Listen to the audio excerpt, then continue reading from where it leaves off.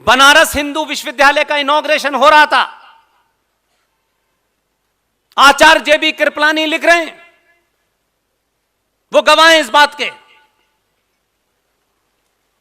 नए नए आए थे साउथ अफ्रीका से, वो कोट पैंट उतार के,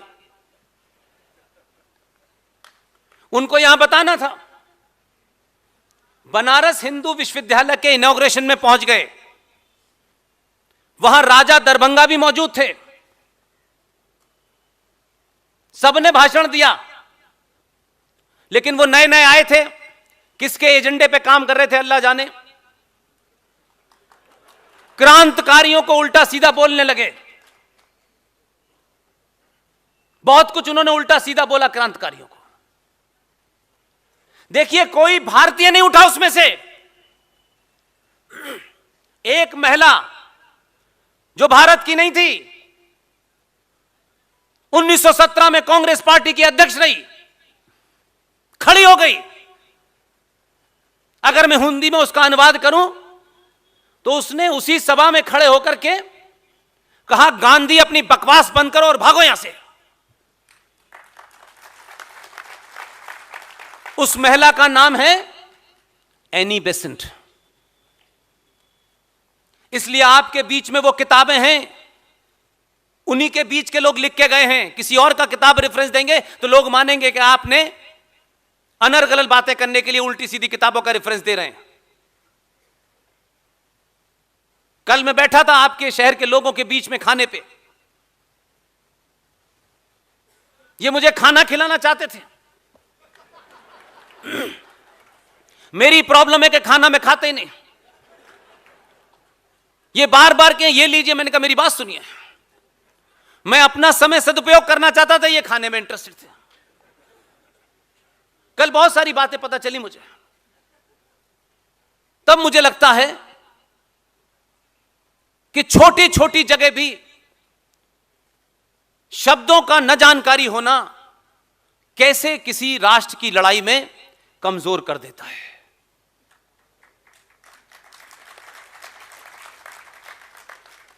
उन्नीस 1921 में टर्की नाम का एक देश है, आजकल आपने उसके बारे में सुना होगा। टर्की का नाम तो सुना है।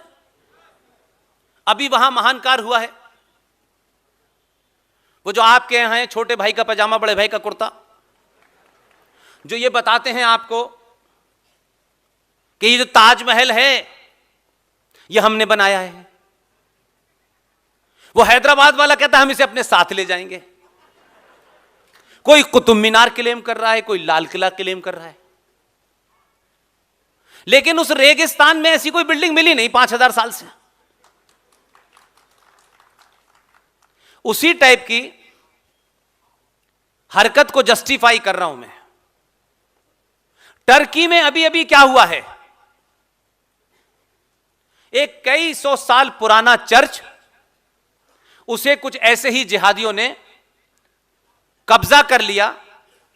चर्च पे से क्रॉस उतारा और मोहम्मद लिख दिया और कहा यह आज से मस्जिद हो गई।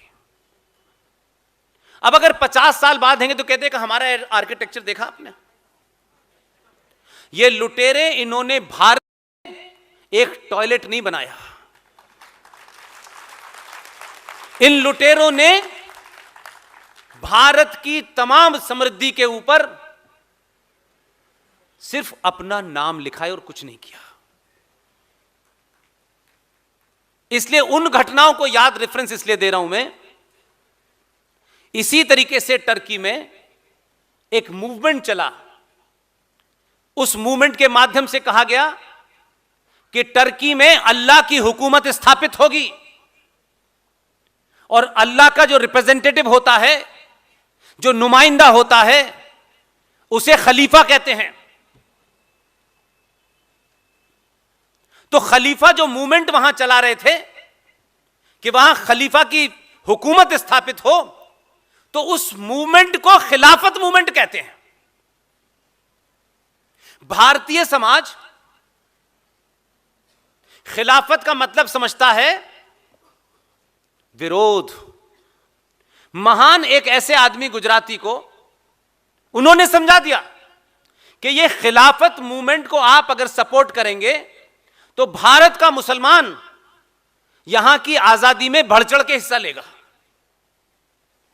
अब उनके बारे में तो आपने सुना ही है, वो कितने जानकार थे।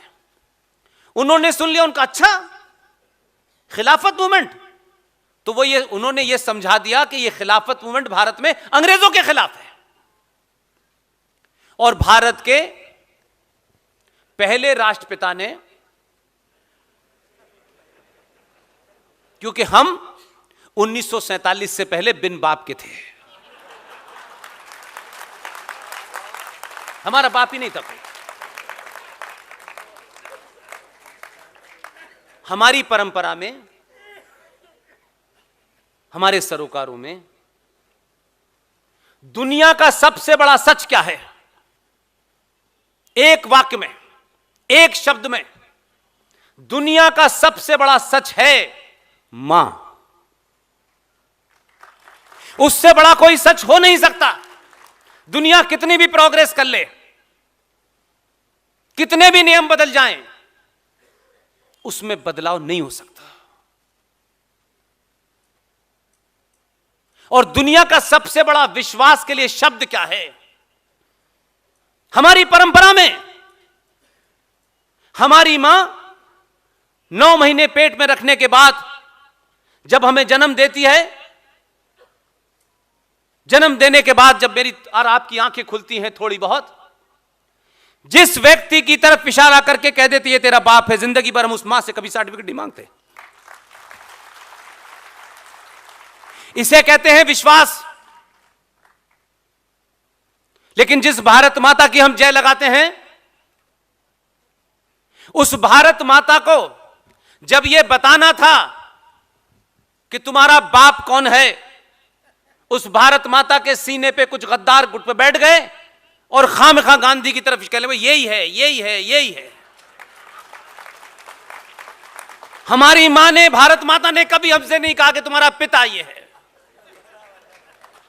जबरदस्ती बता दिया हमें। इसलिए यह अन्याय भारत माता ने किया, या उस बेचारी से करवाया गया क्योंकि वो होश में नहीं थी। लेकिन 70 सालों के बाद आपको पता चला कि आपका पिता कौन है। इसलिए देश को असली पिता के बारे में न पता चले तो इस तथाकथित आजाद भारत में 1958 तक सुभाष चंद्र बोस के घर की जासूसी कराई गई। उसके जिंदा या मुर्दा होने पर दस्तखत किए भारत की सरकार ने। मुझे खुशी है कि कुछ परिवर्तन हमें बड़े नहीं लगते, लेकिन वो परिवर्तन हम में से कोई ना भी रहे, हजारों साल तक इस देश के पुरुषार्थ को बढ़ाएंगे। जब यह काम दिल्ली में हो रहा था तो कुछ लोगों को लगा अभी ये गड़े मुर्दे उखाड़ने की जरूरत क्या है। राष्ट्रों के जीवन में इतिहास अगर गलत हो तो राष्ट्र कभी अपने गौरव को प्राप्त नहीं कर पाता है।